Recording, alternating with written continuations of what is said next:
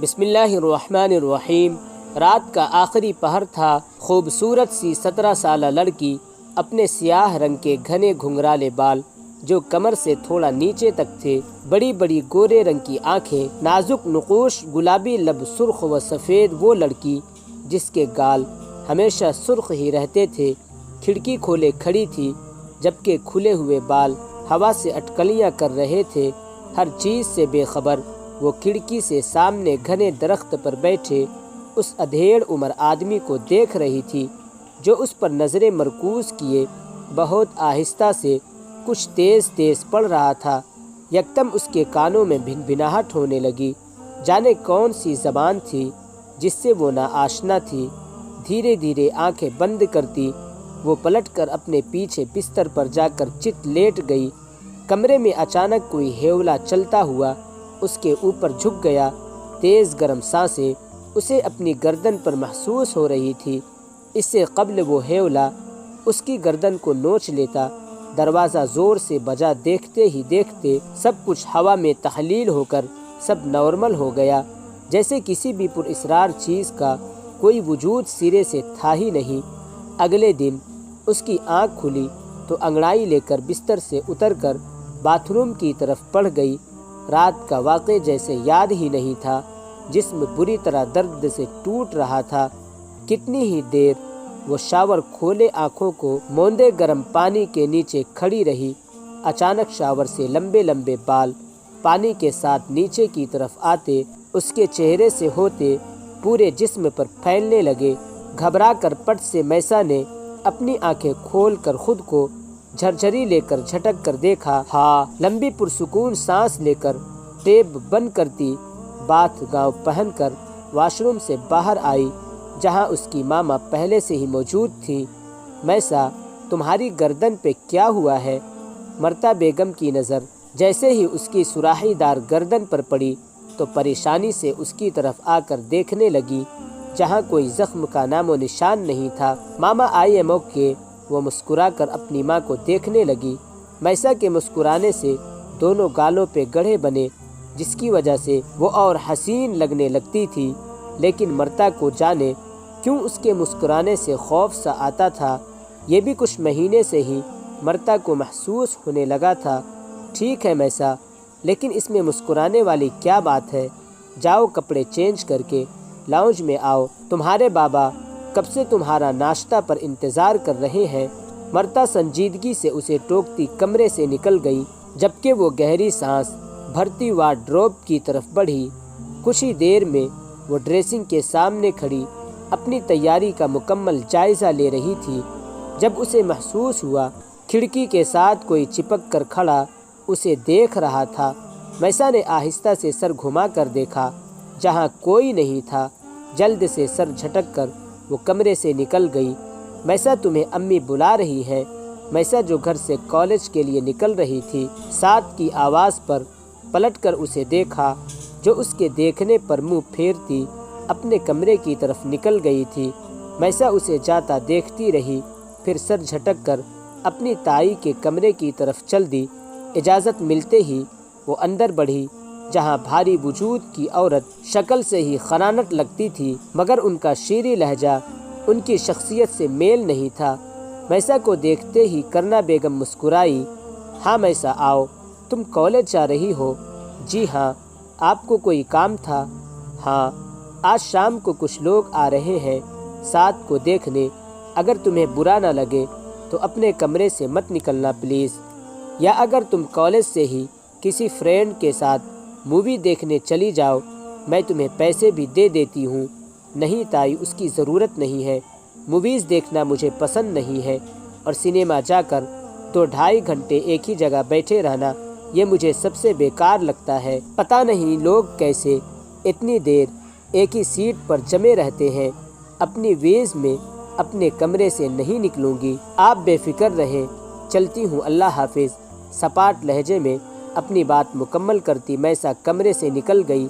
میسا سیڑھیاں اتر رہی تھی جب اپنے دائیں طرف سلاخوں والے سیاہ گیٹ کی طرف دیکھا۔ آخری سیٹ اپ اتر کر گیٹ کے قریب گئی۔ اندر پورا اسکول خالی تھا، جو آج بند تھا۔ دھوپ اور روشنی چھن چھن کر اندر پڑھ رہی تھی جب اچانک اسے یوں محسوس ہوا کوئی کلاس سے نکل کر بھاگا ہے۔ میسا تیزی سے نیچے اتر کر بیرونی گیٹ سے نکل گئی۔ اس کے 2 منٹ بعد ہی گیٹ کھول کر کالے رنگ والا لال انگارہ ہوتی آنکھوں بڑا سا کتا نکل کر غائب ہو گیا۔ تیز تیز چلتی وہ کالج کی طرف بڑھ رہی تھی۔ ان کے گھر سے کالج زیادہ دور نہیں تھا۔ وہ ہمیشہ نقاب کر کے پیدل ہی چل کر گرلز کالج جاتی تھی۔ نقاب کا شوق بھی اسے دوستوں کو دیکھ کر چڑھا تھا۔ تم پریشان ہو؟ میسا کی دوست یعنی سارا نے اس کے ساتھ بینچ پر بیٹھ کر پوچھا۔ ہاں شاید کل پھر مجھے عجیب خواب آیا، لیکن ایسا لگتا ہے جیسے وہ خواب نہیں حقیقت ہو۔ سارا کہیں مجھے نیند میں چلنے کی بیماری تو نہیں ہے؟ میسا نے الجھ کر اس سے پوچھا جو اسکول سے اس کے ساتھ ساتھ تھی۔ ہاں ہو سکتا ہے، ویسے اگر ایسا ہے تو تمہیں علاج کروانا چاہیے۔ سارا نے کندھے اچکائے جبکہ میسا سوچ میں پڑ گئی۔ چھٹی کے بعد واپسی پر سڑک سنسان پڑی ہوئی تھی، یا اس کے لیے تھی۔ کچھ دیر ہی چلی ہوگی جب میسا کو کسی لڑکی کے رونے کی آواز آئی۔ اس کے قدم یکدم رکے، پلٹ کر دائیں طرف دیکھا جہاں ایک لڑکی سپاٹ چہرے سے اسی پر نظریں مرکوز کے کھڑی تھی۔ لیکن جو چیز میسا کو خوفزدہ کر گئی تھی وہ اس کی آنکھیں تھیں، جس کے سیاہ بڑے بڑے ڈیلے کسی ڈائن کی طرح لگ رہے تھے۔ میسا کے دیکھنے پر وہ لڑکی اسی طرح دیکھتی چھوٹے چھوٹے قدم اٹھا کر اس کی طرف بڑھنے لگی۔ دیکھتے ہی دیکھتے وہ قریب آتی کالے دھوئیں میں بدل کر غائب ہو گئی۔ میسا کا سر چکرا کر رہ گیا، جانے کچھ مہینے سے روز اس کے ساتھ پر اسرار سے واقع ہو رہے ہیں، جن کا چاہنے کے باوجود وہ اپنی ماں سے تذکرہ نہیں کر پا رہی۔ اسد اور سیف 2 بھائی تھے، حیدرآباد کے پوش علاقے میں رہتے تھے۔ ڈبل اسٹوری یہ گھر جہاں نیچے اسکول تھا جبکہ اوپر وہ لوگ رہائش پذیر تھے۔ اسد اور کرنا کی ایک ہی بیٹی تھی، 7 جبکہ ایک بیٹا جو پڑھائی کے لیے ملک سے باہر گیا ہوا تھا۔ ایان، سیف اور مرتا جن کی اکلوتی اولاد میسا تھی جو شادی کے 5 سال بعد ہوئی تھی۔ کرنا بیگم اپنی بیٹی کی شادی کو لے کر آئے دن پریشان رہتی، کیونکہ جو بھی ساتھ کو دیکھنے آتا میسا کو پسند کر لیتا۔ یہی وجہ تھی کرنا بیگم اسے گھر آنے سے منع کر رہی تھی۔ میسا کیا بات ہے، نہ سلام نہ دعا، اوپر سے اتنی دیر سے کیوں آئی ہو؟ مرتا بیگم اسے سیدھا کمرے کی طرف جاتا دیکھ کر ڈانٹتے ہوئے بولی، ماما سر میں درد ہے، سونا چاہتی ہوں۔ میسا مرتا بیگم کی طرف دیکھے بغیر کہتی تیزی سے کمرے میں چلی گئی۔ یہ کس طرح بات کر کے گئی ہے آپ سے؟ چاچی توبہ، میں نے آج تک امی سے اس طرح بات نہیں کی، چاہے میرے سر میں جتنا بھی درد ہو۔ اف، ابھی سے اس طرح کی ہے، آگے اللہ بچائے۔ ساتھ جو صوفے پر بیٹھی ہوئی تھی آنکھیں گھما کر لہک لہک کر کہتی اپنے کمرے کی طرف بڑھ گئی۔ مرتا بیگم حیران تھی، میسا نے کبھی اس طرح بات نہیں کی تھی، اسے تو غصہ بھی نہیں آتا تھا۔ میسا کمرے میں آتے ہی باتھ روم میں گھس گئی۔ کچھ دیر بعد بالوں کو تولیے سے باندھے باہر نکل کر ڈریسنگ کے سامنے کھڑی ایک جھٹکے سے تولیے کو اتار کر قالین پر چھوڑ کر آئینے میں خود کو غور سے دیکھنے لگی۔ گرے ڈیلے سیاہ ہوتے محسوس ہوئے، قریب ہو کر دیکھنے لگی، لیکن آنکھوں کا اصل رنگ یعنی گرے دیکھ کر ایک بار آنکھیں کو سختی سے بند کر کے کھولا۔ اف، لگتا ہے سر میں زیادہ ہی درد ہو رہا ہے۔ میسا سر جھٹک کر سیدھی ہوتی بیڈ پر جا کر لیٹی، یکدم جھٹکے سے اٹھی، اسے لگا جیسے کوئی اس کے اوپر گرا ہو۔ تھوڑی دیر اسی طرح بیٹھے رہنے کے بعد وہ دوبارہ لیٹ کر آنکھیں موند گئی۔ آدھے گھنٹے بعد مرتا بیگم کمرے میں داخل ہوئی، میسا کو گہری نیند میں دیکھ کر گہری سانس بھرتی واپس چلی گئی۔ کیا بات ہے، کہاں جا رہی ہو؟ سیف صاحب نے لیٹتے ہوئے مرتا بیگم سے کہا، جو اٹھ کر کمرے سے جا رہی تھی۔ میسا کو دیکھنے رات کا کھانا بھی نہیں کھایا، مغرب سے سو رہی ہے، 11 بج رہے ہیں، ہو سکتا ہے اٹھ گئی ہو۔ مرتا بیگم جواب دے کر نکل گئی۔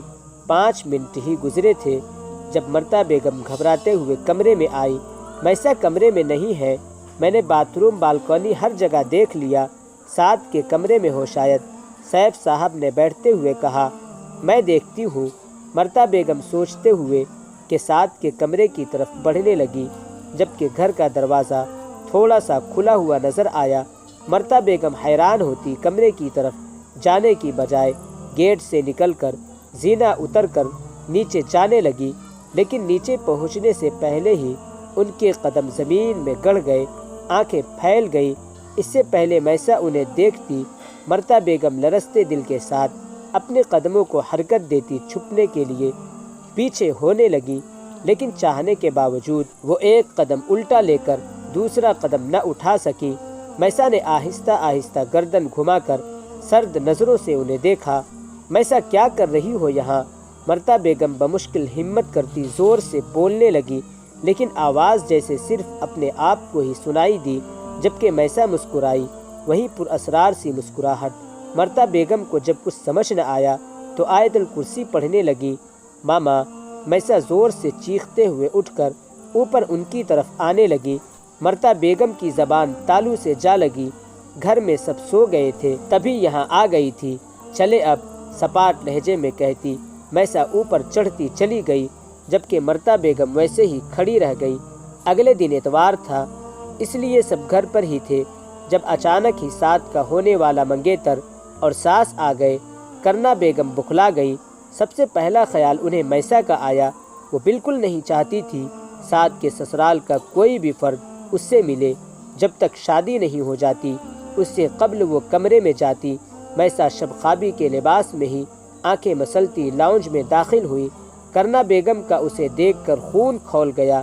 دانش جو سعد کو دیکھ رہا تھا، یکدم نظر اس پر پڑی تو دیکھتا چلا گیا۔ لاپرواہ حسن اس کی نظروں میں قید ہوتا چلا گیا۔ مرتا بیگم اپنی بیٹی کو دیکھ کر شرمندہ ہو گئی۔ زبردستی مسکراہٹ چہرے پر سجا کر اس کا تعارف کروایا۔ میسا کی تو جیسے ساری نیند ہی اڑ گئی۔ اس کے تو سر میں شدید درد تھا، تبھی جاگتے ہی سیدھا لاؤنج میں آ گئی تھی۔ جتنی دیر وہ بیٹھی رہی، دانش اسے ہی دیکھتا رہا۔ سعد کا بس نہیں چل رہا تھا دانش کے سامنے بیٹھی اپنی کزن کو غائب کر دے۔ کرنا بیگم کو جو ڈر تھا وہی ہوا۔ دانش کے گھر والوں نے کال کر کے کرنا بیگم کو کہا دوسری لڑکی کیوں چھپائی گئی، ساتھ ہی ساتھ سے رشتہ توڑ کر میسا کے لیے کہا۔ کرنا بیگم تو سنتے ہی پھوٹ پڑی، اچھی خاصی بھڑاس نکال کر کال کاٹ کر کے میسا کے روم کی طرف بڑھی۔ اندر داخل ہونے سے پہلے ہی روک کر کچھ سوچتے شیطانیت سے دوبارہ اپنے کمرے کی طرف چلی گئی۔ سب رشتہ ختم ہونے پر سعد کو اور خود کو تسلی دینے لگے، جبکہ میسا کو سعد کے لیے دکھ ہوا، جبکہ ان لوگوں پر شدید غصہ آیا۔ کھانے کا وقت تھا۔ مرتا بیگم ڈش میز پر رکھتے ہوئے سعد کو آتا دیکھ کر میسا کو بلانے کا سیف صاحب کے ساتھ والی کرسی پر بیٹھ گئی۔ سعد نے منہ بنا کر دروازے پر نوک کیا۔ 2 بار نوک کرنے کے باوجود کوئی جواب نہ ملا تو آنکھیں گھما کر اندر داخل ہوئی، لیکن سامنے کا منظر دیکھتے ہی اس کے پیر زمین سے جم کر رہ گئے۔ دروازہ کھولنے کی آواز پر میسا جو قالین پر سر جھکا کر بیٹھی، ہاتھ میں بڑا سا چاقو لیے اپنے ہاتھ پر کٹ لگا کر ہنس رہی تھی، روک کر سر گھما کر دروازے کے سامنے کھڑی سعد کو دیکھ کر مسکرائی۔ تم کیا کرنے آئی ہو یہاں؟